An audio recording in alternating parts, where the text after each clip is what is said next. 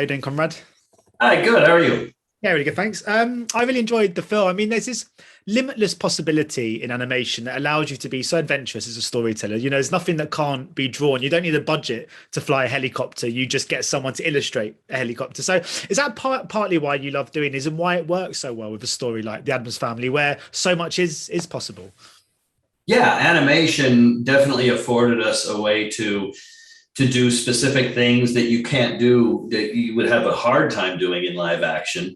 Like certainly we wouldn't be able if we had the cast, that we have now in live action.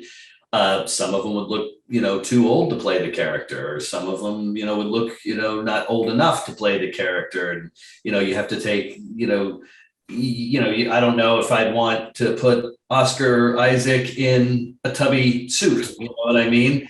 But it did allow us to take the original designs from Charles Addams and use those straight out of his comics. And so, that's mainly, and yeah, definitely we're able to blow up the Grand Canyon and do all stuff like that a hell of a lot easier than if it was in like.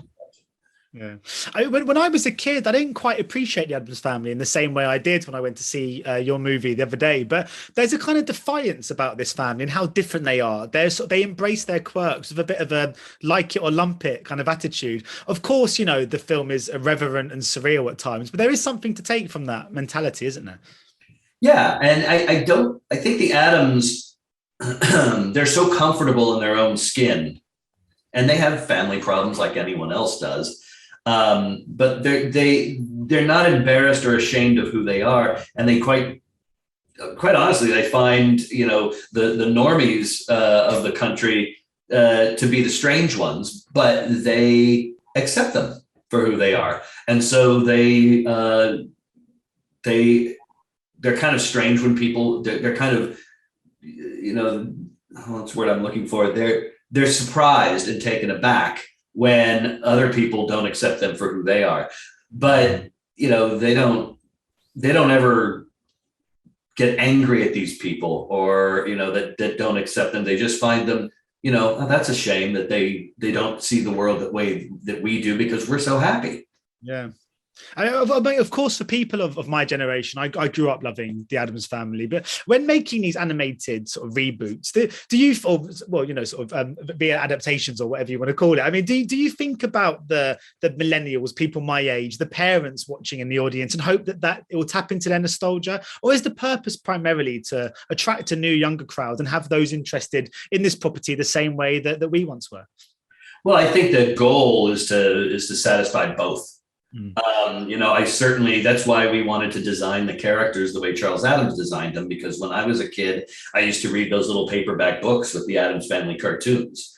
And when I saw the live action movies, I really liked them because, they re-envisioned, certainly Gomez was re-envisioned as a more suave, handsome, svelte, Gomez. And, so I really liked, that because there was something different about them, and there's something that was added to this. We really wanted to introduce the family to a new generation, but at the same time, using the old designs, we were hoping would, bring people who grew up with them along as well. And of course, there's always the way they behave that is consistent throughout all versions.